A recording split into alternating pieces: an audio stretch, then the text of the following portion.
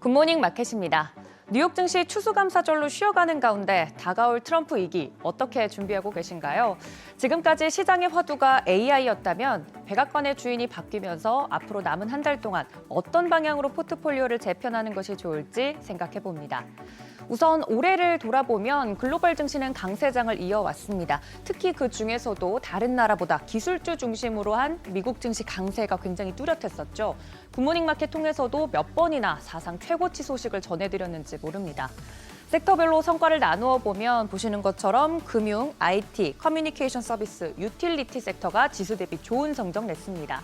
상반기에는 IT나 커뮤니케이션 등 빅테크 중심으로 강세가 이어졌는데 대선 시즌에 접어들면서부터 트럼프 트레이드 대표 수혜 섹터인 금융주가 선전을 했습니다. 트럼프 당선 이후에는 시장 대비 금융, 경기 소비재, 에너지, 또 산업재 등 경기 민감주들의 아웃퍼폼이 뚜렷했습니다. 미국 ETF 시장 수익률 상위 테마만 보더라도 트럼프 트레이드 한눈에 확인할 수 있는데요. 아래 키워드를 좀 정리해뒀습니다. 정리된 키워드 보면 비트코인이나 AI, 빅테크, 아르헨티나, 금융 등으로 나눠볼 수 있습니다. 연초에는 비트코인 현물 ETF가 상장되면서 제도권에 진입하면서 한번 상승을 했고 4분기 들어서 트럼프 수혜로 연일 신고가 경신하고 있죠. AI 키워드에서는 역시나 AI 반도체의 엔비디아, 그리고 유틸리티나 미드스트림은 AI를 위해 전력 공급이 필요하다는 점에서 부각을 받았습니다. 그리고 이외에 매그니피센트 7 종목들 같은 AI 관련 테마도 강했습니다. 이렇게 승승장구하고 있는 미국 증시도 문제는 있습니다. 바로 너무 많이 올랐다는 점, 밸류에이션이 높다는 거죠. 글로벌 주요 증시 대비 미국 증시 밸류에이션이 극대화된 상태입니다. 보시면 인도 다음에 미국이 순위를 지금 현재 이름을 올리고 있는 거 확인이 가능합니다. 이렇게 비싼데도 불구하고 다른 나라로 눈을 돌려보자니 미국 우선주의 영향에서 이 세상에 자유로운 나라는 거의 없습니다. 피할 수 없다면 즐기라는 말이 있죠. 그래서 다가올 트럼프 시대에 여전히 미국 중심으로 접근을 하되 밸류에이션을 고려해서 선별적으로 종목에 접근하는 전략이 필요해 보입니다. 현재 시장의 섹터별 비중을 보면 IT가 대부분 비중을 차지하고 있습니다. 그 다음이 금융, 경기 소비재, 헬스케어 순인데 그럼 계속 IT 쪽을 봐야 하는가 물어보면 최근 투자 대가들의 행보가 좀 신경이 쓰입니다. 워렌 버핏의 경우 애플에 대한 비중을 축소하고 현금을 축적하고 있고 드러켄 밀러도 급등했던 원전주와 마이크로소프트를 매도했다는 소식 들려왔습니다.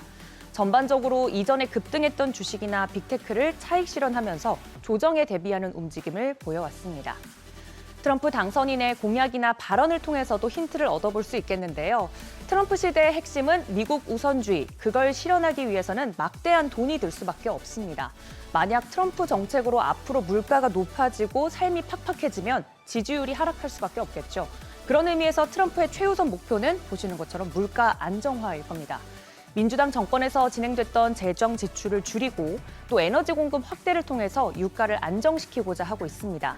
그래서 신재생 에너지는 부진하고 반면에 미드스트림은 강세를 보이고 있습니다. 특히 석유 산업의 운송과 저장 등 이 미드스트림은 트럼프의 드릴 베이비 드릴이라는 슬로건에서 알 수 있듯이 에너지 공급 확대에 따른 모멘텀이 예상됩니다. 재정 효율화가 선행되어야 되는 상황에서 트럼프의 우선순위는 내수 제조업 부양으로 민주당 정권에서처럼 AI까지 신경 쓰기엔 막대한 재정 적자가 부담스러운 상황입니다.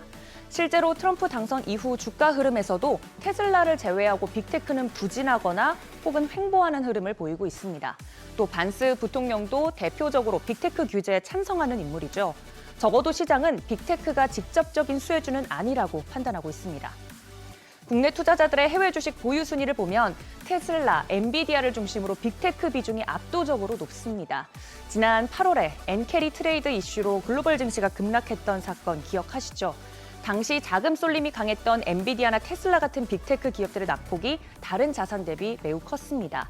최근 시장만 보더라도 나스닥보다는 다우 지수가 강한 걸 감안해 볼 때 이 포트폴리오 다각화를 미리미리 준비해야 할 시점이라는 생각이 듭니다. 굿모닝 마켓이었습니다.